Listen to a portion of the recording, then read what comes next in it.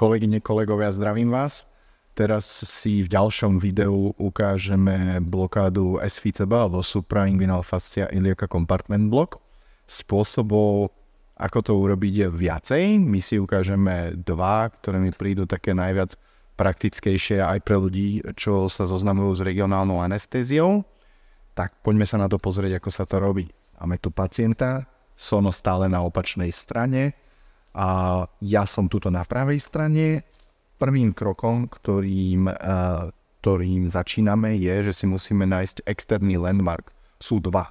Prvý je spina iliaca anterior superior, rukou si ju vždy vyhmatajte u pacienta. Druhý je pupok pacienta a pomyslená spojnica nám bude ukazovať, ako bude vyzerať smerovanie sondy. Dobre, dáme si gel. Tak, sondu si priložím presne na spina iliaca anterior superior, smeruje mi na pupok a pohyb, ktorým budem vykonávať s touto sondou, bude týmto spôsobom, čiže mediokaudálne, ale smerovať na symfízu ponad ako keby ligamentum inguinal, ktoré samozrejme nevidíme. A prípadne naspäť, čiže základné pohyby sondou sú v tomto prípade tieto.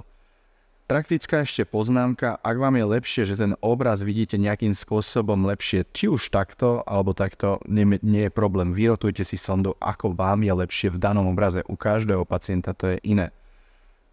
Ak má pacient väčšie brucho, môžete zvoliť spôsob, že zoberiete lepiacu pásku a pacientovi jednoducho to brucho vylepíte smerom takto, na kraj, na bok, aby sa vám tu ten priestor otvoril. Druhým spôsobom, ako sa to dá urobiť, je, že požiadate pacienta, ak je normálne spolupracujúci, aby si sám podržal brucho, alebo keď je nespolupracujúci, dokáže to urobiť ďalšia sestrička, ktorá vám asistuje.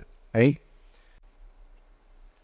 V prípade, že má pacient väčšie brucho, a teda prirodzene tam potom vzniká aj tlak na vašu ruku, tak spôsob, ako si držať sondu alebo ako zatlačiť, aby to bolo aj ergonomicky výhodnejšie pre vás, ja používam tento spôsob. Jednoducho sondu držím a nie je tu to hore ani nič, tu to krásne dole a zatlačím týmto štýlom, ako keby posúvam to trošku, aby mi tam tá plocha tej sondy čo najviac pristala.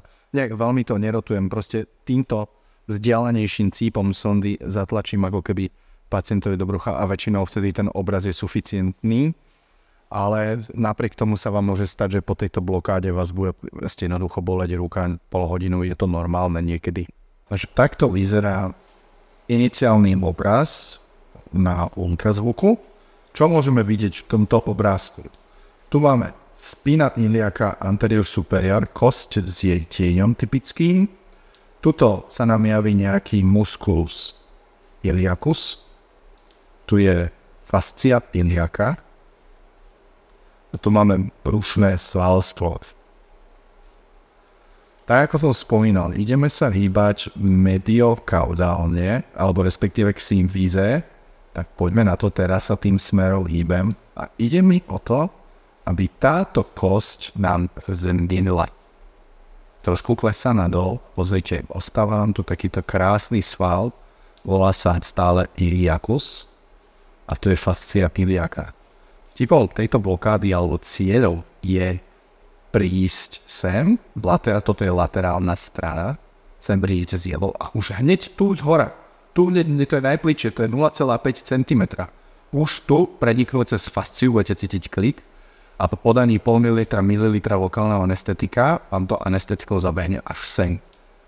By the way, tuto som nespomenul, toto je dácia alebo deep circumflex iliac artery. To anestetikum, kde vám malo zatekať vždy pod, ona je totiž nad fasciou. Čiže keď vám to zateká nad, ste plítkom, musí to zatekať takto pekne pod sem dole niekde. Takto sa pícha SFICB. Teraz nejaké ešte drobné pripomienky. Tento sval, keďže Michal je športovec mladý, takže u týchto ľudí sú tie svaly doslova takto veľké. U starších pacientov to je tenučký pásik. Čiže nedajte sa zmieniť, že hľadáte hrubý sval. Nie. U starších pacientov je naozaj tenučký a je to normálne. Ďalšia vec, ktorú by som povedal ešte k tomu, A častokrát som to aj videl, sa to vie stať, že lekári a regionalisti si nedajú pozor a namiesto tejto blokády urobia trošku inú. Teraz sa hýbem sondou kraniálne a laterálny koniec mi ide na spina iliaca anterior superior. Takže pohneme sa kraniálne a tu máme tie spomínané brušné svalstvo. Toto je obliquus internus a toto je transversus abdominis. A fascia, ktorú my sme chceli trafiť, je táto, tu je niekde dacia, ale všimnite si, že to sú tiež dva nervy.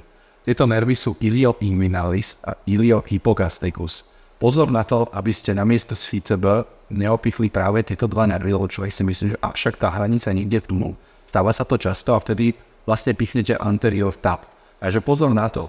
Ako to zistíme, aby som to odlišil, teraz sa budem opäť hýbať smerom k symfíze nadol a všimnite si tie dva nervy, niekde tu sú a už ich nemizí.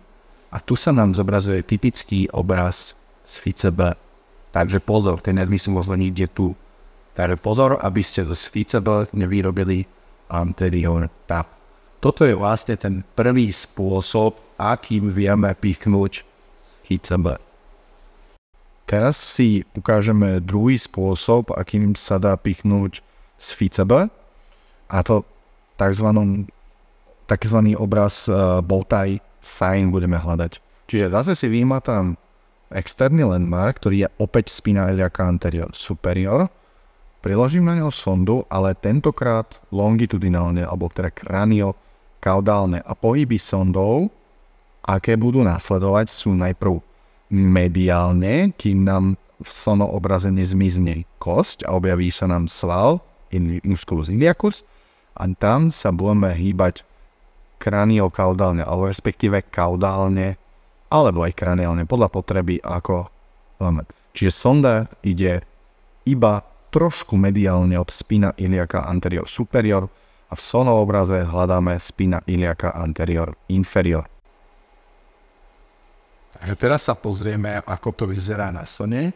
Ako som spomínal, sonda je longitudinálne tentokrát a stred sondy je presne nad spina iliaca anterior superior.